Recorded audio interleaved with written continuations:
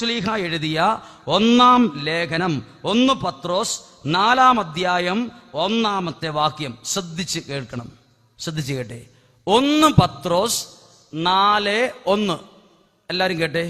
വചനം ഇതാണ്. പത്രോസ് ശ്ലീഹ പഠിപ്പിക്കുകയാണ്, ശരീരത്തിൽ പീഡനമേറ്റ യേശുക്രിസ്തുവിന്റെ മനോഭാവം ഇവിടെ ഇരിക്കുന്ന ഓരോരുത്തർക്കും ഉണ്ടായിരിക്കട്ടെ. അത് നിങ്ങളുടെ കയ്യിൽ ഒരായുധം പോലെ ഇരിക്കട്ടെ. പറഞ്ഞേ ഹല്ലേലൂയ. അവർക്ക് പറഞ്ഞേ ഹല്ലേലൂയ. ശ്രദ്ധിച്ച്, എൻ്റെ ജീവിതത്തിലെ ഒരു അനുഭവം നിങ്ങളോട് പങ്കുവയ്ക്കാൻ ആഗ്രഹിക്കുകയാണ്. ഇത് കേൾക്കുമ്പം നിങ്ങൾ വിചാരിക്കും, അയ്യോ പാവം ഒരച്ഛൻ, അയ്യോ പാവം കേൾക്കാനല്ല പറയുന്നേ, ഒരനുഭവം പറയാൻ പോവാണ്. ഞാൻ സഹനത്തിന് ശക്തിയുണ്ടെന്ന് അറിഞ്ഞത് എങ്ങനെയെന്ന് പറയാനാണ് പോകുന്നത്. കുരിശിന് ശക്തിയുണ്ട് എന്ന് പറയാൻ പോവാണ്. ശ്രദ്ധിച്ച് കേൾക്കണം. ഞാൻ വളരെ ചെറുപ്പം മുതൽ വലിയ സഹനത്തിലൂടെ കടന്നുപോയ ഒരാളാണ്. എന്തായിരുന്നു സഹനമെന്ന് ചോദിച്ചാൽ, എൻ്റെ അപ്പച്ചൻ അതികഠിനമായി മദ്യപിക്കുന്ന ഒരാളായിരുന്നു എന്നതാണ് ഒറ്റ കാരണം. എൻ്റെ അപ്പച്ചൻ മദ്യപിക്കുന്നു. മദ്യപാനം എൻ്റെ കുടുംബത്തിൽ ഏതൊരു മദ്യപാനിയുടെ വീട്ടിലും എന്തൊക്കെ സഹനങ്ങൾ ഒരു മദ്യപാനിയിൽ നിന്നുണ്ടാകുമോ അതൊക്കെ അതിനേക്കാൾ അല്പം കൂടെ ഗ്രേഡ് കൂടിയ രീതിയിൽ എൻ്റെ വീട്ടിൽ ഉണ്ടായിട്ടുണ്ടെന്നാണ് ഞാൻ വിശ്വസിക്കുന്നത്. ചിലപ്പോൾ ചില മദ്യപാനികളുടെ വീടുകളിൽ ചെല്ലുമ്പോൾ ഞാൻ കണ്ടിട്ടുണ്ട്, ഇതിനേക്കാൾ വലിയ സഹനത്തിലൂടെ കടന്നു പോകുന്ന വിശുദ്ധരായ ആളുകളെയും മക്കളെയും സ്ത്രീകളെയും കണ്ടിട്ടുണ്ട്. പക്ഷെ എങ്കിലും ഞാൻ പറയുകയാണ്, ഓരോരുത്തർക്കും അവനവൻ്റെ വേദന വലിയ ഭാരമുള്ളതാണല്ലോ. അപ്പൊ ഞാൻ വളരെ ചെറുപ്പം മുതൽ സഹനത്തിലൂടെ, വേദനയിലൂടെ, കഷ്ടപ്പാടിലൂടെ, ഞെരുക്കങ്ങളിലൂടെ കടന്നുപോയി, ഇടുങ്ങിയ വഴി പോലെ. ഞാൻ അങ്ങനെ സ്കൂളിൽ പഠിക്കുമ്പോൾ, സ്കൂളിൽ തിരിച്ചു വന്നാൽ എൻ്റെ അമ്മ ഞങ്ങളോട് പറയുന്നത് പെട്ടെന്ന് ചോറ് കറികൾ ഓരോ പാത്രത്തിലാക്കി, കിടക്കാൻ ഉപയോഗിക്കുന്ന പായ്, തലയിണ, പുതയ്ക്കാനുള്ള പുതപ്പ്, അതിൻ്റെ എല്ലാം എടുത്ത് പറമ്പിൽ റബ്ബർ പാറ്റുവേറത്തിൽ കൊണ്ടുപോയി വെക്കണം. അതിനുശേഷം ചൂലെടുത്ത് റബ്ബർ പാറ്റുവേറം അടിച്ചു വൃത്തിയാക്കും. രാത്രിയിൽ ഉറങ്ങേണ്ട സ്ഥലമാണ് വൃത്തിയാക്കുന്നത്. എല്ലാ ദിവസവും ഇത് ശീലമായി. ഇങ്ങനെ പറമ്പിൽ കിടക്കുക എന്ന് പറഞ്ഞാൽ നമുക്ക് തോന്നും അത് വളരെ എളുപ്പമല്ലേ. പറമ്പിൽ കിടക്കുന്നവർ, കിടന്നിട്ടുള്ളവർക്കറിയാം അത് ഭാരമുള്ളതാണ്, ഉറങ്ങാൻ പറ്റാത്ത അവസ്ഥയാണ്. ഉറുമ്പുകൾ നമ്മുടെ ശരീരത്തിലൂടെ കയറാൻ തുടങ്ങും. ചെറിയ പ്രാണികൾ നമ്മുടെ തലയിൽ വരും, നമ്മളെ കടിക്കും. അതൊക്കെ നമ്മുടെ ഉറക്കത്തെ കെടുത്ത് ഒരിക്കലും ഉറങ്ങാൻ പറ്റില്ല. എൻ്റെ അപ്പച്ചൻ കുടിച്ചു കഴിഞ്ഞ് പൂസിൻ്റെ കെട്ടുവിട്ട് 2 മണിയോ 3 മണിയോ ആകുമ്പോൾ, പൂസിൻ്റെ ആ ഒരു കാഠിന്യം കുറഞ്ഞു കഴിയുമ്പോൾ വിറകുവരയിലോ അടുക്കളയുടെ പുറകുവശത്തോ പോയി ഒരു ഒന്നും ചുമയ്ക്കാതെ വരെ പോലും പോയി കിടന്നുറങ്ങും. അതുകൊണ്ട് സ്കൂളിലെ ഹോംവർക്ക് ചെയ്യാൻ പറ്റില്ല, സ്കൂളിൽ പഠിക്കാൻ പറ്റില്ല, പഠിക്കാതെ സ്കൂളിൽ പോകേണ്ട പല സാഹചര്യങ്ങളും വന്നു. അന്നൊന്നും എനിക്ക് സഹനത്തിന് അർത്ഥമുണ്ടെന്നും സഹനത്തിന് ശക്തിയുണ്ടെന്നും എനിക്കറിയില്ലായിരുന്നു. അന്നിങ്ങനെയാ ചിന്തിച്ചത്, ആർക്കും ഈ സഹനം ഇല്ലല്ലോ, ഞങ്ങൾക്ക് മാത്രം എന്ന് സഹനമാണല്ലോ. അന്ന് കൂടെ കൂടെ അറിവില്ലായ്മ കൊണ്ടും ദൈവികമായ ബോധ്യമില്ലാത്തത് കൊണ്ടും കൂടെ കൂടെ എൻ്റെ വായിൽ വരുന്നൊരു വാക്കായിരുന്നു മരിക്കുക, ചാവുക, പോയി തീരുക. എന്തിനിങ്ങനെ വെറുതെ സഹിക്കുന്നത്? എൻ്റെ മനസ്സിൽ വെറുതെ വാക്ക് വരും. എനിക്ക് പല പ്രാവശ്യം എൻ്റെ വീട്ടിൽ അടി കിട്ടിയിട്ടുണ്ട് ഈ വാക്ക് പറഞ്ഞേന്. മരിക്കും, ചാകും, ആത്മഹത്യ, ഈ വാക്ക് ചില സങ്കട സമയത്ത് അറിവില്ലായ്മ കൊണ്ട് നാവിലൂടെ, വായിലൂടെ, ശബ്ദത്തിന്റെ രീതിയിൽ, അക്ഷരങ്ങളുടെ രൂപത്തിൽ ഈ വാക്ക് വരുമ്പോൾ എനിക്ക് കയ്യിലിരിക്കുന്ന കിട്ടിയ വടി കൊണ്ട് എനിക്ക് അടി കിട്ടിയിട്ടുണ്ട്. അങ്ങനെയുള്ള സഹനങ്ങളിലൂടെ കടന്നുപോയി. എനിക്ക് സ്കൂളിൽ പോകുമ്പോൾ എന്നെപ്പോലെ തന്നെ വിഷമിക്കുന്ന മറ്റൊരു കൂട്ടുകാരൻ, അവൻ്റെ അപ്പച്ചനും ഇതുപോലെ മദ്യപാനി ആയതുകൊണ്ടുള്ള സങ്കടം കൊണ്ട് അവനും ഈ വിഷമം അറിയാവുന്നത് കൊണ്ട് ഞങ്ങൾ തമ്മിൽ സുഹൃത്തുക്കളായിരുന്നു. സ്കൂളിൽ പോകുന്നതും വരുന്നതെല്ലാം ഒരുമിച്ചാണ്. 10ാം ക്ലാസ് കഴിഞ്ഞ് ഞാൻ സെമിനാരിയിൽ ചേരാൻ ആഗ്രഹിച്ച്, ആ വ്യക്തി സെമിനാരിയിൽ ചേരാൻ ആഗ്രഹിച്ചില്ല. ഞാൻ സെമിനാരിയിൽ ചേരാൻ ആഗ്രഹിച്ചു. ഉടുപ്പും പാൻസും എല്ലാം, പോകാനുള്ള എല്ലാ ഡ്രസ്സും ബാഗുകളെല്ലാം ശരിയാക്കി. അന്ന് വയനാട്ടിലേക്ക് ഒരേ ഒരു ബസ് മാത്രമേ ഉള്ളൂ ഞങ്ങളുടെ നാട്ടിൽ നിന്ന്, കണ്ണൂർ ജില്ലയിൽ നിന്ന്. ആ ബസ്സിന്റെ പേര് ഏഞ്ചൽ എന്ന് പറയുന്ന പ്രൈവറ്റ് ബസ്സാണ്. ഈ ബസ്സിൽ കയറി ഞാൻ എൻ്റെ ബന്ധുക്കളോടൊപ്പം സെമിനാരിയിലേക്ക് വരുമ്പോൾ എൻ്റെ മനസ്സിൽ പ്രാർത്ഥന പോലും അറിയാത്തൊരു കാലഘട്ടത്തിൽ ഞാൻ പ്രാർത്ഥിച്ചു, ദൈവമേ, എൻ്റെ അപ്പച്ചനെ പോലെ മദ്യപിക്കുന്ന ഒരാളുടെ മകൻ കൂടി ഞാൻ ചേരുന്ന സെമിനാരിയിൽ ചേരാനിടയാവുകയും ഞാനും അവനും തമ്മിൽ സുഹൃത്താകാൻ ഇടവരുത്തുകയും ചെയ്യണമേ. ആമേൻ. നിങ്ങളാരും ഈ പ്രാർത്ഥന പ്രാർത്ഥിച്ചേക്കരുത്. ഇത് പ്രാർത്ഥനയല്ല, എന്തോ ഒരു പ്രാർത്ഥനയാണ്. ദൈവമേ, എൻ്റെ അപ്പച്ചനെ പോലെ മദ്യപിക്കുന്ന ഒരാളുടെ മകൻ കൂടി എനിക്കൊരു സുഹൃത്തിനെ അന്വേഷിച്ചാൽ ചെല്ലുന്നേ. ഞാൻ സെമിനാരി ചേരുമ്പോൾ 19 പേര്. ഞാൻ എല്ലാവരുടെയും മുഖത്തേക്ക് നോക്കി, 19 പേരുടെയും. എല്ലാവരും സാമാന്യം നല്ല ഡീസന്റ് കുടുംബത്തിൽ നിന്ന് വന്നിരിക്കുക. എനിക്ക് മാത്രമേ ഈ വേദനയുള്ളൂ എന്ന് എനിക്കങ്ങ് തോന്നി. അതുകൊണ്ട് സെമിനാരിയുടെ 8 മണി 7 മണി കഴിഞ്ഞാൽ പിന്നെ എൻ്റെ താമസ സ്ഥലം, ഞാൻ നിൽക്കുന്ന സ്ഥലം ഇരുട്ടുള്ളിടത്താണ്. 18 പേരും ലൈറ്റിന്റെ താഴെ വന്ന് നിൽക്കുമ്പോൾ എന്നെ ഇരുട്ടത്ത് അച്ഛന്മാർ പലപ്പോഴും അന്വേഷിച്ചു, ഒരാളെ കാണുന്നില്ലല്ലോ. എന്നെ അന്വേഷിച്ച് ആരെങ്കിലും ഒക്കെ വരുമ്പോൾ ഞാൻ ഇരുട്ടത്ത് നിൽക്കും. എന്നെ ബലമായി പിടിച്ച് വെളിച്ചത്ത് കൊണ്ട് നിർത്തും. എനിക്കൊരു കൂട്ടുകാരില്ല, എനിക്കൊരു സങ്കടം പറയാൻ ആളില്ല, എന്നെ മനസ്സിലാക്കാൻ ആളില്ല. അന്നൊന്നും പ്രാർത്ഥിക്കാനോ ദേവാലയത്തിൽ കയറി ദൈവത്തോട് ഈ കുരിശിനോട് ചേർത്ത് വെക്കാനോ ഒന്നും അറിയത്തില്ല. അങ്ങനെ ഇരിക്കുന്ന ഒരു കാലഘട്ടം എന്നോട് രക്തച്ചൻ പറഞ്ഞു, നീ എന്ന മനുഷ്യനെ കണ്ടിട്ടില്ലേ, നീ എന്താ ഇരുട്ടത്ത് പോയി നിൽക്കുന്നത്, വെളിച്ചത്ത് വന്ന് നിന്നോണമെന്ന് പറഞ്ഞ് വഴക്ക് പറഞ്ഞു. 1 വർഷം കഴിഞ്ഞ് 2ാമത്തെ വർഷം സെമിനാരിയിലേക്ക് ഡിഗ്രി പഠനത്തിനായിട്ട് 2ാമത്തെ വർഷത്തേക്ക് പോകുമ്പം അവിടെ 2 വർഷക്കാർ ഒരുമിച്ചാണ്. ഞങ്ങൾ സെമിനാരിയിൽ പഠിക്കുമ്പോൾ അവരവരുടെ വസ്ത്രങ്ങളൊക്കെ അവരവർ തന്നെ അലക്കി തേച്ച് ഉണക്കണം, അലക്കി ഉണക്കി തേക്കണം.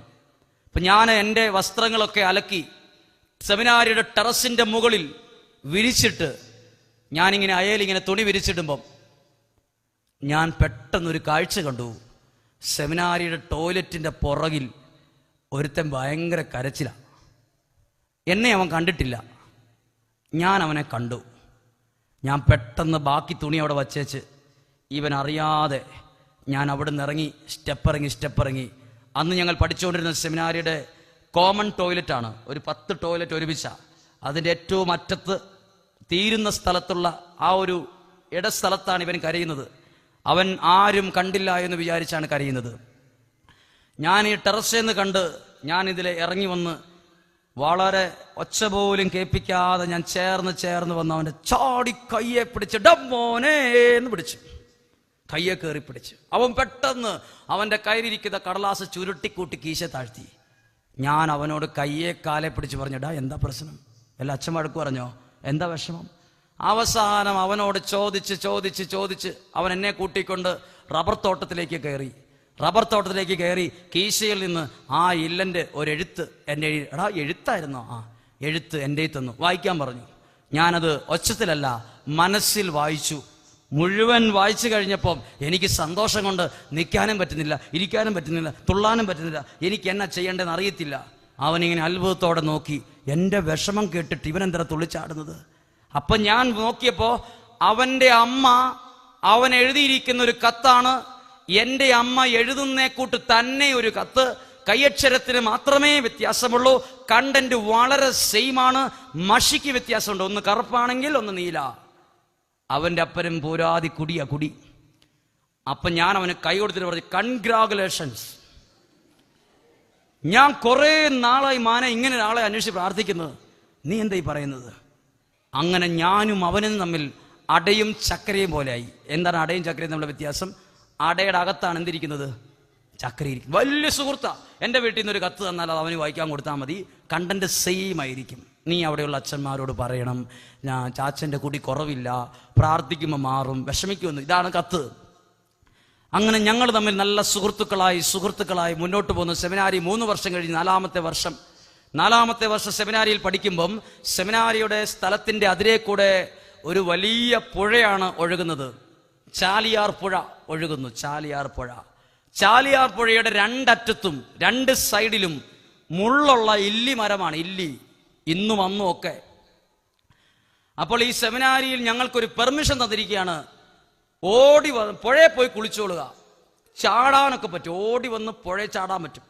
നീന്തൽ അറിയാവുന്നവരും ഇച്ചിരി അറിയാവുന്നവരൊക്കെ ഈ പുഴയെ വന്ന് ചാടും. ഞാനും ഈ പുഴയെ ഓടി വന്ന് ചാടുന്ന കൂട്ടത്തിൽപ്പെട്ട ആളാണ്. അങ്ങനെ സെമിനാരിയിൽ ഒരു ധ്യാനം, ഒരു കപ്പൂച്ചിൻ അച്ഛൻ ധ്യാനിപ്പിക്കാൻ വന്നപ്പം ആ അച്ഛൻ ധ്യാന ചിന്തകൾ ഇങ്ങനെ പറഞ്ഞു, നിങ്ങളുടെ സഹനങ്ങളെ നിങ്ങൾ കളയരുത്, അത് ഈശോയുടെ കുരിശിന്റെ ഈ ഭാഗത്തോട് ചേർത്ത് വയ്ക്കണം. അച്ഛൻ പറഞ്ഞു, കുരിശിന്റെ ഒരു സൈഡിലെ ഈശോയുള്ളൂ, ഈ ഭാഗം ഇത് വെറുതെ കിടക്കുക. ഇതാർക്കുള്ളതാ? ഇത് നിങ്ങൾക്കുള്ളതാ. ഇത് ഈ നിൽക്കുന്നത് എനിക്കുള്ളതാ. ഇത് ഞാൻ നിൽക്കേണ്ട സ്ഥലമായത്. നിങ്ങളൊരു കാര്യം ശ്രദ്ധിക്കണം കേട്ടോ. ഇന്ന് തൊട്ട് നിങ്ങൾക്കോ എനിക്കോ ഒരു സങ്കടം വന്നാൽ നിങ്ങൾ ഫോൺ എടുത്ത് ഏറ്റവും അടുത്ത സുഹൃത്തിനോട് ഹലോ എടാ ഒരു പ്രശ്നമുണ്ടെന്ന് പറഞ്ഞാൽ അവനൊരാശ്വാസ വാക്ക് പറയും. നിങ്ങളുടെ ഏറ്റവും അടുത്ത ഒരാളോട് പറഞ്ഞാൽ പോലും കിട്ടാത്തൊരു അനുഭവം പറയട്ടെ. ഇതേപോലൊരു കുരിശ് നിങ്ങൾക്ക് സ്വന്തമായിട്ടുണ്ടെങ്കിൽ കണ്ണുകളടച്ച് ആരും ശ്രദ്ധിക്കാത്തൊരു സ്ഥലത്ത് പോയി എൻ്റെ ഈ സഹനത്തെ ഈ കുരിശിന്റെ ഈ ഭാഗത്തോട് ചേർത്ത് വെച്ചാൽ കുറച്ച് വെള്ളം വീണ് കിടക്കുന്ന വെള്ളം, ഒരു സ്പോഞ്ച്, ഒരു വെള്ളം വലിച്ചെടുക്കാൻ കഴിവുള്ള സ്പോഞ്ച് വെച്ചാൽ പെട്ടെന്ന് ആ വെള്ളം ഈ സ്പോഞ്ച് വലിച്ചെടുക്കുന്ന പോലെ എനിക്ക് പലവട്ടം അനുഭവപ്പെട്ടിട്ടുണ്ട്. ചില സങ്കട സമയത്ത് കുരിശെടുത്ത് ഹൃദയത്തിന്റെ ഈ ഭാഗത്തോട് ചേർത്ത് വെച്ചപ്പോ ഈ സങ്കട വെള്ളം, സങ്കടത്തിന്റെ കണ്ണുനീര് ഈ കുരിശ് അങ്ങ് വലിച്ചെടുത്ത പോലെ. പറഞ്ഞേ ഹല്ലേലൂയ. ലോകത്തിൽ ഒരു വ്യക്തിയോട് ഞാൻ പറഞ്ഞിട്ടും ഇതുപോലത്തെ ഒരു അനുഭവം എനിക്കുണ്ടായിട്ടില്ല. ഇതുപോലൊരു കുരിശുണ്ട് എൻ്റെ കയ്യിൽ. അത് ചില സമയത്ത് ഭയങ്കര വിഷമങ്ങൾ വരുമ്പോ എടുത്ത് ഈ ഭാഗത്തോട് ചേർത്ത് വെച്ച് ഒരു 5 മിനിറ്റ് പിടിക്കുമ്പോ ഈ കുരിശ് അതങ്ങ് ആഗീരണം ചെയ്യും, അതങ്ങ് വലിച്ചെടുക്കും. നമ്മുടെ സഹനം അങ്ങ് പോകുന്ന അനുഭവം എനിക്കുണ്ടായിട്ടുണ്ട്. ഈ അച്ഛൻ പറഞ്ഞു, നിങ്ങളുടെ എല്ലാ സഹനങ്ങളും കുരിശിന്റെ ഈ ഭാഗത്തോട് ചേർത്ത് വെച്ച് സഹിച്ചാൽ ഒരു വലിയ അത്ഭുതമൊക്കെ കാണാൻ പറ്റുമെന്ന് പറഞ്ഞു. പറഞ്ഞേ ഹല്ലേലൂയ. അവർക്ക് പറഞ്ഞേ ഹല്ലേലൂയ. ഉറക്കം വരുന്നവർ പറഞ്ഞേ ഹല്ലേലൂയ. 48 പേരുണ്ട്, 52 പേരുണ്ട്, 48 പേരെ പറഞ്ഞുള്ളൂ. 50, 51, 53 പേര് പറഞ്ഞില്ല. പറഞ്ഞേ ഹല്ലേലൂയ. അവർക്ക് പറഞ്ഞേ ഹല്ലേലൂയ. സഹനത്തെ ഇദ്ദേഹം എന്ത് ചെയ്തു? എൻ്റെ കൂടെ പഠിക്കുന്ന കൂട്ടുകാരൻ അതൊരു കളം വരച്ച് എഴുതി വെച്ചു. ഒരാഴ്ച ധ്യാനത്തിന്റെ സമയത്ത് ബഹുമാനപ്പെട്ട റെക്ടറച്ച് പറഞ്ഞു, ധ്യാനമായതുകൊണ്ട് ആരും പുഴയിൽ പോയി ചാടി കുളിക്കണ്ട, ഇവിടെയുള്ള കോമൺ ടോയ്ലറ്റിൽ കുളിച്ചാൽ മതി എന്ന് പറഞ്ഞു. അപ്പം എല്ലാവർക്കും ഒരു വിഷമം, അയ്യോ പുഴയിൽ ചാടാൻ പറ്റില്ല ഒരാഴ്ച. ധ്യാനം കഴിഞ്ഞപ്പോൾ റെക്ടറച്ച് പറഞ്ഞു, ധ്യാനം കഴിഞ്ഞു, ഇനി പുഴയിൽ പോയിക്കോളാം. ഒരാഴ്ച കുളിച്ചിട്ട് പുഴയിൽ ചാടില്ലാത്തതിൻ്റെ സന്തോഷം. പിള്ളേരാണല്ലോ, എല്ലാവരും കൂടെ ഓടുകയാണ്, പുഴയിലേക്ക് ഓടുകയാണ്. ഞാനും എൻ്റെ കൂട്ടുകാരൻ്റെ ഒരത്തെ പിടിച്ചുകൊണ്ട് ഓടുകയാണ്. ഞാനും പുഴയിൽ ചാടാനാണ്, ഇവ മുന്നിൽ ചാടും, ഞാൻ പുറകിൽ ചാടും. അതാണ് ഒരു എഗ്രിമെന്റ്. ഞങ്ങൾ ആ പുഴയുടെ സൈഡിൽ ഇതിനും ഇഷ്ടം പോലെ ചാടിയിട്ടുള്ള സ്ഥലമാണ്. ഇവനിങ്ങനെ ഉന്നം വെച്ചോണ്ടിരിക്കുക, റെഡി 1 2 3 എന്ന് പറയണം. നീ റെഡി 1 2 3 പറയണ്ട, വേം പോയി ചാടാന്ന് പറഞ്ഞു. ഞാൻ ഇവനെ തള്ളി ഒരൊറ്റ വിടലം കൂട്ടും. ഇവൻ ഒരൊറ്റ പോക്ക് പോകുന്നുണ്ട് ഈ വെള്ളത്തിലേക്ക് ചാടാൻ വേണ്ടി. ഞാനും ഇവൻ ചാടിയ സ്ഥലം നോക്കിയിട്ട് ഇപ്പുറത്ത് ചാടണം എന്നാണ് എൻ്റെ ഒരു പ്ലാൻ. അല്ലെങ്കിൽ എൻ്റെ നിലമേത്തോട്ട് ചാടില്ലേ, അപകടം പറ്റില്ലേ. അതുകൊണ്ട് ഞാൻ അവൻ ചാടിയിട്ട് പുറകെ വിടും, അത്രയും റെഡി ആയിട്ട് ഞാൻ നിൽക്കുകയാണ്. ഇവൻ പുഴയിലേക്ക് ഇതാ ചാടുന്ന കണ്ടു, അയ്യോ എന്നൊരു കാർച്ചം കേട്ടു. ഇത്രയും കാർച്ച കേട്ടപ്പോൾ ഞാൻ വളരെ സ്പീഡിൽ പുറകെ ചാടാൻ വന്ന് ഞാൻ എൻ്റെ പവർ ബ്രേക്ക് ആയതുകൊണ്ട് ഞാൻ പവർ ബ്രേക്ക് പിടിച്ച് പെട്ടെന്ന് തിരിച്ചവിടെ നിർത്തി, പെട്ടെന്ന് അതിലെ ചാടി ഇറങ്ങി. എന്നോടാ പറ്റിയത് ചോദിച്ചു. ഞങ്ങൾ എല്ലാവരും കൂടെ അവനെ വെള്ളത്തിൽ നിന്ന് പൊക്കിയെടുത്തു. പൊക്കിയെടുത്തപ്പോൾ അവൻ്റെ കാലയിൽ നിന്ന് ഇങ്ങനെ ചോര വെള്ളവും കൂടെ കൂടിയിട്ട് ചോര ഇങ്ങനെ നിറച്ച് ചോര. എവിടെയാ പറ്റിയത് പോലും അറിയത്തില്ല, മുഴുവൻ ചോരയാണ്. എന്നോടാ പറ്റി എന്തോ കൊണ്ടെന്നവൻ പറഞ്ഞു. എടുത്ത് കരയ്ക്കോട്ടിരുത്തിയിട്ട് കാലൊക്കെ തുടച്ച് നോക്കിയപ്പോണ്ട് ഒരു ഇല്ലിയുടെ, ഒരാഴ്ച കുളിച്ചിട്ടില്ലാത്തതുകൊണ്ട് ഇല്ലിയുടെ ഉണങ്ങി ഒരു കമ്പ് മുള്ളു കൂട്ടി വീണിട്ട് ഇവന് ചാടിയപ്പം ഉപ്പൂറ്റിയിലേക്ക് ഒരു ഇല്ലിയുടെ കമ്പും മുള്ളും കൂടെ അങ്ങോട്ട് കയറി. ഉപ്പൂറ്റി കയറി. ധൈര്യമുള്ളൊരു ഞങ്ങളുടെ ഒരു കൂട്ടുകാരൻ ഇത് പെട്ടെന്ന് വലിച്ചങ്ങ് ഊരി.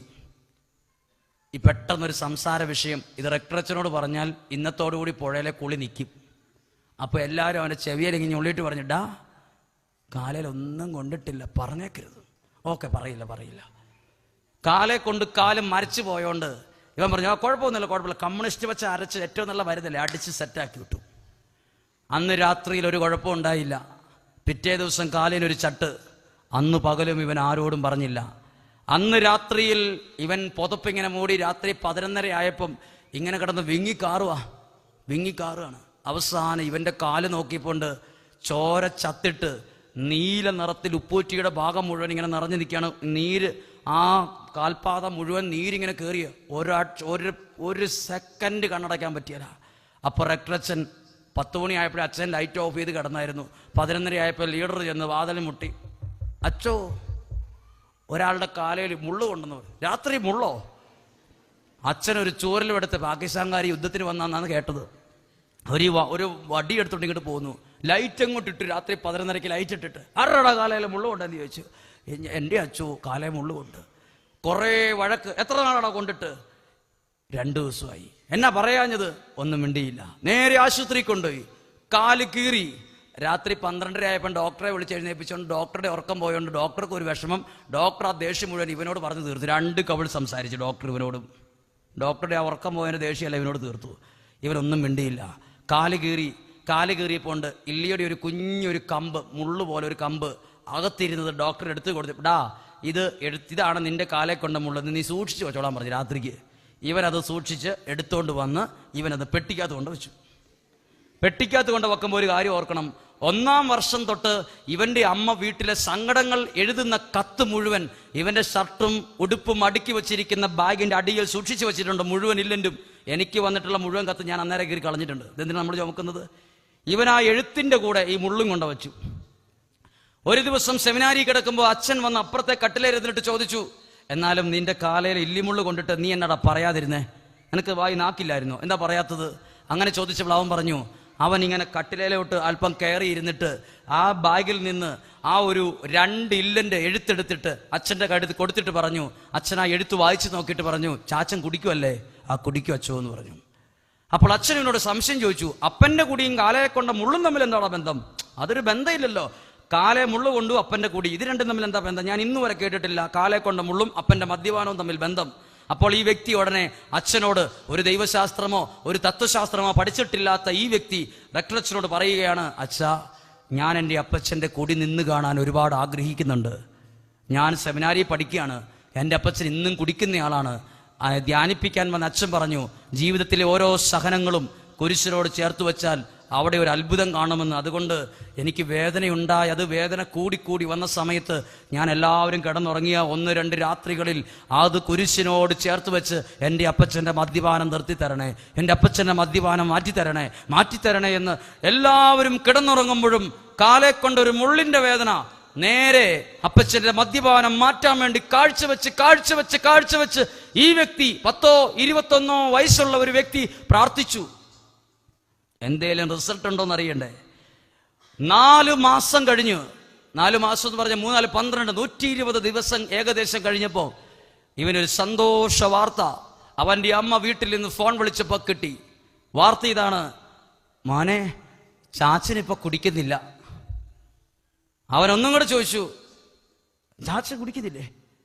മോനെ, ചാച്ചന്റെ കുടി നിർത്തി, നീ വിഷമിക്കണ്ട, ചാച്ചനിപ്പോ ഒന്നും കുടിക്കുന്നില്ല, ഒട്ടും കുടിക്കുന്നില്ല. ചാച്ചനെ തലശ്ശേരി പ്രതീക്ഷയിൽ കൊണ്ടുപോയി 24 ദിവസം ഇട്ട് ചികിത്സിച്ച ആളാണ്, എന്നിട്ട് കുടി നിർത്താത്ത ആളാണ്. കുടി നിർത്തിയതിന്റെ രഹസ്യം എന്നാന്നറിയണ്ടേ? അന്ന് എൻ്റെ കൂട്ടുകാരൻ എന്നോട് പറഞ്ഞു, എടാ, ഞാനും നീയും ഒക്കെ ഈ പള്ളിയുടെ മുഴുവൻ വാതിലും അടച്ച് ലൈറ്റും ഓഫ് ചെയ്ത് രാത്രി 12 മണിക്ക് ഈ അൽത്താരയുടെ മുന്നിലിരുന്ന് ഒരു തുള്ളി കണ്ണുനീരി കവളിലൂടെ വീണാൽ ആരറിയും? അത് തലയ്ക്ക് മുകളിലിരിക്കുന്ന ദൈവം അത് കാണും. ഒരിക്കൽ കൂടി കേട്ടോ, ഞാനും നിങ്ങളും കരയുന്നത് ഒരുപക്ഷെ നിങ്ങൾ വിചാരിക്കും, നിങ്ങൾ കരയുന്നത് എൻ്റെ ജീവിത പങ്കാളി പോലും കാണാനില്ലല്ലോ, മക്കൾ കാണാനില്ലല്ലോ, കൂടപ്പിറപ്പ് കാണാനില്ലല്ലോ. എന്നാൽ യേശുവിന്റെ നാമത്തിൽ ഒരു കാര്യം ഉറപ്പ് പറയട്ടെ, ഞാനും നിങ്ങളും കരയുന്നത് കാണാൻ ഒരു ദൈവം സ്വർഗത്തിലുണ്ട്. അവർക്ക് പറഞ്ഞു ഹല്ലേലൂയ. അതുകൊണ്ട് ഒരിക്കലും ഒരു സഹനത്തിന്റെ മുമ്പിലും തളരരുത്. ഒരിക്കലും പറഞ്ഞു ഹല്ലേലൂയ. അവർക്ക് പറഞ്ഞു ഹല്ലേലൂയ. അന്ന് എനിക്ക് വളരെ ചെറിയ രീതിയിൽ ബോധ്യപ്പെട്ടൊരു കാര്യമാണ്, സഹനത്തിന് ശക്തിയുണ്ട്. എൻ്റെ ഒരു വിഷമം നിങ്ങളോട് പറയാൻ പോവാണ്. എൻ്റെ ദുഃഖമാണ്. എൻ്റെ അപ്പച്ചൻ മദ്യപിക്കുന്നു എന്ന കാരണത്താൽ എനിക്ക് ഒരു കാലത്ത് നല്ലൊരു ഡ്രസ്സ് പോലും ഇല്ലായിരുന്നു. അപ്പോൾ ഞങ്ങളെ കൂടപ്പിറപ്പുകളൊക്കെ ഒരു കല്യാണത്തിന് വിളിക്കുമ്പോൾ പോലും അവർക്കെല്ലാം ഒരു മടിയും ഒരു വിഷമം ഉണ്ടായിരുന്നു. കല്യാണത്തിന് വിളിക്കുമ്പോഴൊക്കെ ഒരു മടി. നമുക്കറിയാമല്ലോ, നമ്മളെപ്പോലെ വേഷം ഇടാനും വസ്ത്രം ഇടാനും ആരോഗ്യവും സൗന്ദര്യവും ഒക്കെ ഇല്ലാത്തവരെ വിളിക്കുമ്പം ചിലർക്കൊക്കെ ഒരു വിഷമം. അവരൊക്കെ അവിടെ വന്ന് നിന്നാൽ നമുക്കൊരു അസ്വസ്ഥതയാണ്. എല്ലാവരും നല്ല തലയെടുപ്പോടുകൂടി വലിയ വലിയ കാറെ വന്നിറങ്ങി വലിയ വലിയ സെറ്റപ്പിൽ വന്നിറങ്ങുമ്പോൾ നമുക്കൊക്കെ ഒരു സന്തോഷമാണ്, പ്രകൃതി നിയമമാണ്. ഞങ്ങളുടെ ബന്ധുക്കൾക്കും ഇതുപോലെ വിഷമങ്ങൾ ഉണ്ടായിട്ടുണ്ട്. ഞാൻ 5-ാം ക്ലാസ്സിൽ പഠിക്കുമ്പോഴാണെന്ന് തോന്നുന്നു, ഞാൻ ഒരേ ഒരു കല്യാണത്തിന് പോയി. കല്യാണത്തിന് ഞാൻ മാത്രം പോയത്, ആ കല്യാണത്തിൻ്റെ തലേ ദിവസം ഞാൻ ഇട്ടിരുന്ന വേഷം നീലയും വെള്ളയുമുള്ള സ്കൂൾ യൂണിഫോം ആയിരുന്നു. ഞാൻ വിചാരിച്ചു ഇതാണ് ഏറ്റവും നല്ല ഡ്രസ്സെന്ന് ഞാൻ അവിടെ വിചാരിച്ചിരുന്നു. പക്ഷേ ഒരു കല്യാണ വീട്ടിൽ ഞാൻ മാത്രമേ നീലയും വെള്ളയും ഡ്രസ്സ് ഇട്ടുണ്ടായിരുന്നുള്ളൂ.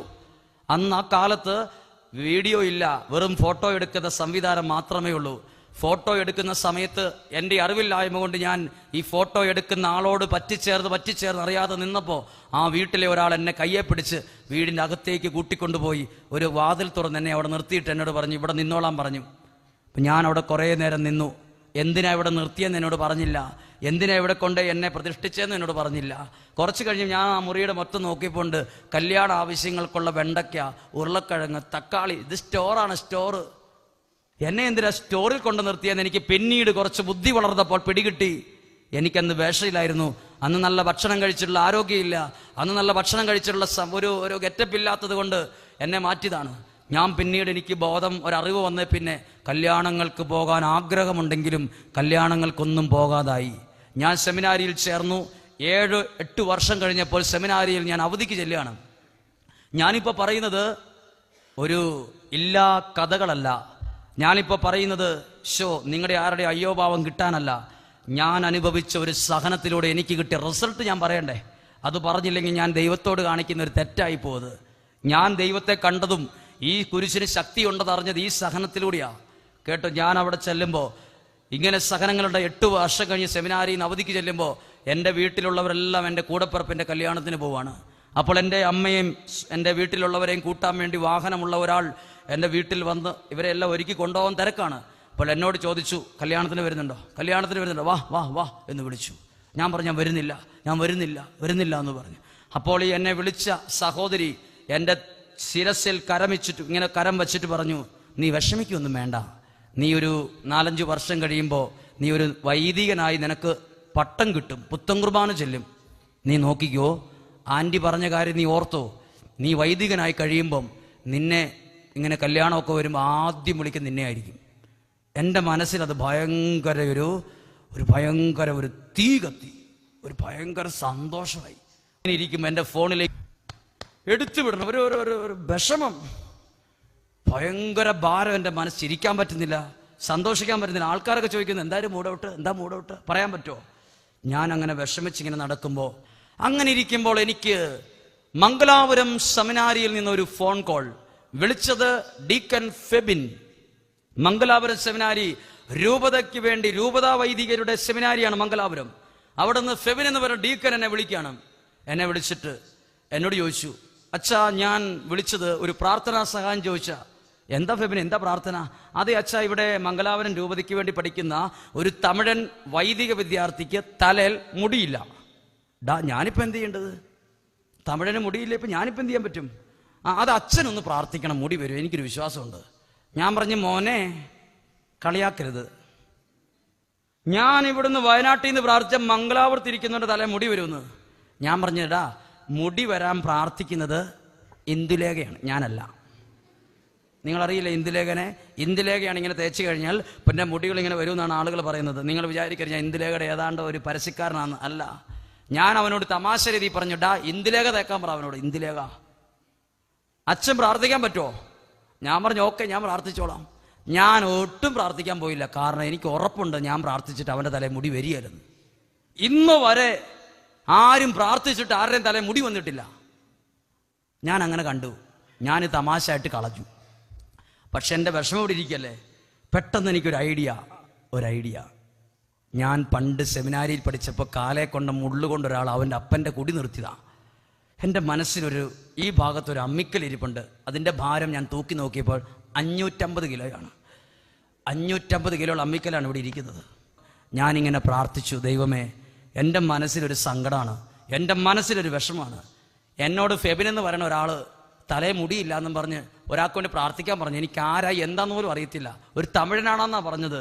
ദൈവമേ, ഓരോ മനുഷ്യനും അനുഭവിക്കുന്ന സഹനങ്ങൾക്കും പ്രതിസന്ധികൾക്കും വിലയുണ്ടെങ്കിൽ ഞാനിതാ ഈ സഹനത്തെ, ഈ വിഷമത്തെ ഞാൻ ആ തമിഴൻ്റെ തലേ മുടിയായി വരാൻ സമർപ്പിക്കുന്നു. ഒരു പ്രാവശ്യം ധ്യാനം പറഞ്ഞപ്പോൾ ആളുകൾ കേട്ടത് അച്ഛൻ തമിഴൻ മുടിയട്ടെ എന്നാ കേട്ടത്. നിങ്ങളെങ്ങനെയാണ് കേട്ടത്? തമിഴൻ മുടിയട്ടെ എന്നല്ല, തലമുടി. ഇതാണ് തലമുടി. ആ തലമുടി ഞാൻ ഈ പ്രാർത്ഥിച്ച് കുറച്ച് നാൾ കഴിഞ്ഞപ്പോഴത്തേന് എനിക്കൊരു ആശ്വാസമൊക്കെ, എൻ്റെ മനസ്സിൽ നിന്ന് ടെൻഷനൊക്കെ ഒതുങ്ങി, ഞാൻ ഫ്രീ ആയി, സാധാരണ പോലെ മിണ്ടാനായി, പറയാറായി. ഇതാ ഒരു ശവോടക്കിന് സംബന്ധിക്കുമ്പം ഇതാ മംഗലാപുരത്ത് നിന്ന് അവൻ ട്രെയിനിൽ വന്നിറങ്ങി, ഇതാ അടക്കിന് അപ്പുറത്തെ സൈഡിൽ ഫെബിൻ നിൽക്കുന്നു. ഞാൻ അവൻ കാണാതിരിക്കാൻ വേണ്ടി വേറൊരു അച്ഛൻ്റെ പുറകിൽ പിടിച്ചു. അവൻ കണ്ട പ്രശ്നം, തലമുടി വരാൻ പ്രാർത്ഥിക്കാൻ പറഞ്ഞൊരു ടീമാണത്. ഇവരെന്തെങ്കിലും എന്നെ കണ്ടാൽ എന്തെങ്കിലും പറയാം. അതുകൊണ്ട് ഈ അച്ഛൻ പെട്ടെന്ന് മാറുകയും ഫെബിൻ എന്നെ കാണുകയും ചെയ്തു. ഫെബിൻ കണ്ടപ്പോൾ ഞാൻ ഒന്നും അറിയാത്ത പോലെ, കണ്ടിട്ടില്ലാത്ത പോലെ എന്നപ്പം അവരവിടെ നിന്ന് ആക്ഷേപം കാണിക്കുകയാണ്, കണ്ടിട്ടേ പോകാവൂന്ന്. ഞാൻ അന്നേരം മനസ്സിൽ കുറിച്ചിട്ടു ഇതെന്തോ പരിപാടിയാ. ഞാൻ അന്നേരം ഒരു നുണ പറഞ്ഞു. ഞാൻ പെട്ടെന്ന് വണ്ടി കയറി ഞാൻ വയനാട്ടിൽ ഇപ്പോൾ തിരിച്ചു വന്നിട്ട് ഞാൻ പറഞ്ഞു, അയ്യോ ഫെബിനെ മോനെ, ഞാൻ നിന്നെ കാണണമെന്ന് ആഗ്രഹിച്ചായിരുന്നു, പക്ഷേ കാണാൻ ഒത്തില്ല. ഞാൻ പെട്ടെന്ന് വണ്ടി കിട്ടിയപ്പോൾ ഇങ്ങനെ പോകുന്നു. എന്തുവാടാ കാര്യം? ഒന്നും അറിയാത്ത പോലെ ഞാൻ ചോദിച്ചു. അപ്പോൾ അവൻ പറയാണ്, അച്ഛാ ആ തമിഴൻ ഈ അണ്ണൻ എന്നും തലമുടി ചെയ്യാൻ വേണ്ടി കണ്ണാടിയുടെ അടുത്ത് വരും. എല്ലാവരും രാവിലെ എഴുന്നേറ്റ് എന്താ പരിപാടി? തലമുടി ചെയ്യൂലേ? തമിഴിന് തലമുടി ഇല്ലാത്തതുകൊണ്ട് ചീപ്പില്ല കയ്യിൽ, വെറുതെ കൈ ഇങ്ങനെ വെച്ചിട്ട്, ദൈവമേ ചീകാം ഭാഗത്തിന് മുടിയുണ്ടായിരുന്നെങ്കിൽ എന്ന് പറഞ്ഞുകൊണ്ടിരിക്കുകയാണ്. അങ്ങനെ ഞാൻ ഈ സഹനം വെച്ച് പ്രാർത്ഥിച്ചു. എൻ്റെ വിഷമം പോയി. കുറച്ചുനാൾ കഴിഞ്ഞ് ഫെബിൻ എന്ന് പറയുന്ന ആളെന്നോട് പറയാണ്, ആ തമിഴൻ്റെ ആഗ്രഹം പോലെ അച്ഛാ ഷേവൊക്കെ ചെയ്യില്ല നമ്മൾ, അതുപോലെ മുടി വരുന്നത് ഞാൻ കണ്ടു. ഞാൻ ഈ ശവസംസ്കാരത്തിന് വന്നത് തന്നെ അച്ഛനോട് ഈ വിവരം ഒന്ന് നേരിട്ട് പറയാമല്ലോ എന്ന് പറഞ്ഞാണോ. എൻ്റെ കയ്യിൽ തമിഴൻ നേരിട്ട് എഴുതി തന്ന ഇംഗ്ലീഷും തമിഴും കൂട്ടി എഴുതി ഒരു കത്തുണ്ടായിരുന്നു, അതുകൂടെ തരാൻ വേണ്ടിയാണ് വന്നത്. ഞാൻ അവനോട് ചോദിച്ചു, നീ കളിയാക്കുന്നതാണോ അതോ സത്യമായിട്ട് പറയുന്നതാണോ? അവൻ പറഞ്ഞു, സത്യമായിട്ട്. അച്ഛൻ വിശ്വസിച്ചോ? എനിക്കത് വലിയ ആശ്വാസമായി. അപ്പോൾ ഒരു ധ്യാനം കൂടി ഒരാൾ പറഞ്ഞു, അച്ഛോ ഈ തലമുടി തരാൻ അമ്മിക്കല് തേച്ചാൽ മതിയല്ലേ എന്ന്. ദയവ് ചെയ്ത് അമ്മിക്കല്ല് പോയി തേച്ചേക്കരുത്. അമ്മിക്കല്ല് തേച്ചാൽ ഉള്ള തലയും കൂടെ പോകാൻ സാധ്യതയുണ്ട്. മിക്സി മേടിച്ചപ്പോൾ അമ്മിക്കല്ല് എവിടെ ഇട്ടിരിക്കുന്നത്? മിക്കവാറും അടുക്കള വശത്തേക്ക് തള്ളിയിട്ടുണ്ട്. അത് ദയവ് ചെയ്ത് എടുത്ത് പൊടി തൊട്ട് സൈഡ് പൊട്ടിച്ച് അരച്ച് തേച്ചേക്കരുത്. തലമുടി വരികയല്ല, തല പോകാൻ സാധ്യതയുള്ളൂ. ഞാനൊരു കാര്യം പഠിച്ചു, സഹനത്തിന് വിലയുണ്ടെന്ന് ഞാൻ പഠിച്ചു. അവർക്ക് പറഞ്ഞു ഹല്ലേലൂയ. ഇനി ശ്രദ്ധിക്കുക, ഞാൻ ഈ സഹനം ആദ്യം കുറേ നാളുകൾ ഒരു സാമ്പാറിനകത്ത് വേകാത്ത കഷ്ണം പോലെ ഈ സഹനം എൻ്റെ മനസ്സിനകത്ത് എത്ര ചിന്തിച്ചിട്ടും പ്രാർത്ഥിച്ചിട്ടും മാറാത്തൊരു കല്ല് പോലെ കടന്ന സഹനം ഒരാൾക്ക് വേണ്ടി കാഴ്ചവെച്ച് പ്രാർത്ഥിച്ച പിന്നെ എൻ്റെ സഹനം പോയി. ആ സഹനം ഏറ്റെടുത്ത് കുറച്ചു നാൾ കഴിഞ്ഞപ്പോൾ ഞങ്ങളുടെ ധ്യാന കേന്ദ്രത്തിന്റെ ഓഫീസിലേക്ക് ശാലോം ടിവിയുടെ ഓഫീസിൽ നിന്ന് ഒരു ഫോൺ കോൾ എടുത്തത്. ഓഫീസിൽ ഉത്തരവാദിത്തമുള്ള ഒരു സ്ത്രീ, ഓഫീസിന്റെ ചാർജുള്ള സഹോദരി എടുത്തിട്ട് പറഞ്ഞു, സഹോദരിയോട് ശാലോം ടി വി എന്ന് പറയാണ്, മാത്യു അച്ഛനെ ഒന്ന് കിട്ടണം. ചേച്ചി ചോദിച്ചു, എന്തിനാണ്? അത് അച്ഛന്റെ 2 പ്രസംഗം ശാലോമിന് ചെയ്തു തരാവോ എന്നാണ്. ഈ സഹോദരി എന്നെ വിളിച്ചു ചോദിച്ചു, അച്ഛാ ശാലോമിന്ന് വിളിച്ചിട്ടുണ്ടായിരുന്നു. ജീവിതത്തിൽ ആദ്യമായിട്ടാണ് ശാലോമിന്നൊരു കോൾ വരുന്നത്. അപ്പോൾ ഞാൻ ചേച്ചിയോട് പറഞ്ഞു, ചേച്ചി ആ നമ്പറിൽ തിരിച്ചു വിളിച്ചിട്ട് അവരോട് ചോദിക്കുക, എന്നെയാണോ അതോ വയനാട്ടിൽ, കോഴിക്കോട്, മലപ്പുറം ഈ ജില്ലകളിലൊക്കെ ഇഷ്ടം പോലെ മിടുമിടുക്കരായ ഗംഭീര പ്രസംഗം നടത്തുന്ന മിടുമിടുക്കരായ ഇഷ്ടം പോലെ അച്ഛന്മാരുണ്ട്, ഞാനായിരിക്കത്തില്ല, ഞാനാണെ ആരും അറിയാത്ത ഒരാളാണ്.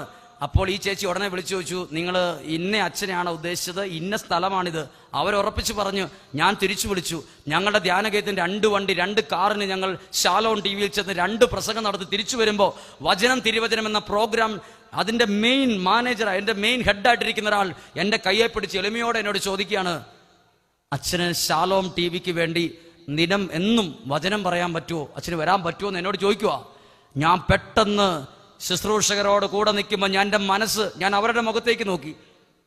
ഒരു കല്യാണ വീഡിയോയ്ക്കകത്ത് പോലും നിൽക്കാൻ യോഗ്യതയില്ലാത്ത എന്നെ ശാലോമിന്റെ ഒരു ഓഫീസിൽ നിന്ന് എന്നോട് ചോദിക്കുകയാണ്, ലക്ഷക്കണക്കിന് ആളുകൾ കാണുന്ന, യൂറോപ്പിൽ പോലും അതിന്റെ ബന്ധങ്ങളുള്ള ശാലോം ടി വിയിൽ എന്നോട് വചനം പറയാൻ പറ്റുമോ എന്ന് ചോദിക്കുന്നത് ആരോടാന്ന് ഓർക്കണം. കൂടെ സ്വന്തക്കാരുടെ കല്യാണത്തിന് വിളിച്ചപ്പോൾ മുഖത്ത് നോക്കി, നീ കുർബാന ചെല്ലണ്ട, നീ പ്രസംഗിക്കണ്ട എന്ന് പറഞ്ഞ് മാറ്റി നിർത്തി എന്നെ ദൈവം ഇത്രയും ഉയർത്തിയപ്പോൾ ഞാൻ പെട്ടെന്ന് അന്താളിച്ചു പോയി. എന്താ ദൈവമേ ഇതെന്ന് ചിന്തിച്ചു. അതിനുശേഷം ഒരു 2 ആഴ്ച മുമ്പ് എനിക്ക് കുറച്ച് ധ്യാനങ്ങളുടെ തിരക്ക് വന്നപ്പോൾ ഞാൻ ശാലോമിൽ പോകാതായി. ശാലോമിൽ 40-ലധികം പ്രസംഗങ്ങൾ ഞാൻ നടത്തി വിവരമല്ല. ഒരു കല്യാണ വീഡിയോയ്ക്കകത്ത് കിട്ടാത്ത, ഒരു കല്യാണ വീഡിയോയ്ക്കകത്ത് വന്നാൽ 4 സ്റ്റുഡിയോക്കാരുടെ വീഡിയോയ്ക്കകത്ത് വരാൻ കൊള്ളിയേലാത്ത എന്നെ ദൈവം ഉയർത്തിയത് എവിടം വരെയാണെന്ന് നിങ്ങൾ ചിന്തിക്കാൻ വേണ്ടി പറഞ്ഞതാണ്. ഞാൻ അതുകൊണ്ടാണ് പറഞ്ഞത്, ഞാനൊരു ലൈബ്രറി പുസ്തകം വായിച്ചിട്ടല്ല പറഞ്ഞത് സഹനത്തിന് വിലയുണ്ടെന്ന്. ഒരു സഹനം സന്തോഷത്തോടെ കുറച്ച് ദിവസങ്ങൾ കഴിഞ്ഞിട്ടാണേലും ഏറ്റെടുത്ത പിന്നെ കിട്ടിയൊരു ബ്ലെസ്സിംഗ് ആണിത്. പറഞ്ഞേ ഹല്ലേലൂയ, ഉറക്കെ പറഞ്ഞേ ഹല്ലേലൂയ. അതുകൊണ്ടാണ് ഞാൻ പറഞ്ഞത്, ഈ കുരിശിന് ശക്തിയുണ്ട്, നിസ്സാരമല്ല ഇതിന് വലിയ ശക്തിയാ. അവർക്ക് പറഞ്ഞേ ഹല്ലേലൂയ. കഴിഞ്ഞ 2 ആഴ്ച മുമ്പ് ശാലോമിൽ നിന്ന് വചനം തിരുവചനം നടത്തിയിട്ട് അതിന് നടത്തുന്ന ആൾ എന്നോട് ചോദിച്ചത്, ഞാൻ പറഞ്ഞു എനിക്ക് ഇച്ചിരി ധ്യാനം ഉണ്ടല്ലോ, ഞാൻ ഇച്ചിരി ധ്യാനം എടുത്ത് നിങ്ങൾ ആ അനുവദിക്കുന്ന സമയത്ത് എനിക്ക് വരാൻ പറ്റില്ലല്ലോ എന്ന് പറഞ്ഞപ്പോൾ അതിൻ്റെ ഉത്തരവാദിത്തമുള്ള ഒരു ചാർജുള്ള വ്യക്തി എന്നോട് പറയാണ്, അതിനി ഒരു കാര്യം ചെയ്യാ, അച്ഛൻ ഇഷ്ടമുള്ളൊരു സമയം ഇങ്ങോട്ട് പറഞ്ഞാൽ മതി, തലേദിവസം ഒന്ന് പറഞ്ഞാൽ മതി, ഞങ്ങൾ ക്യാമറ ഇതിനനുസരിച്ച് ഇവിടെ സ്റ്റുഡിയോ സെറ്റ് ചെയ്തോളാം.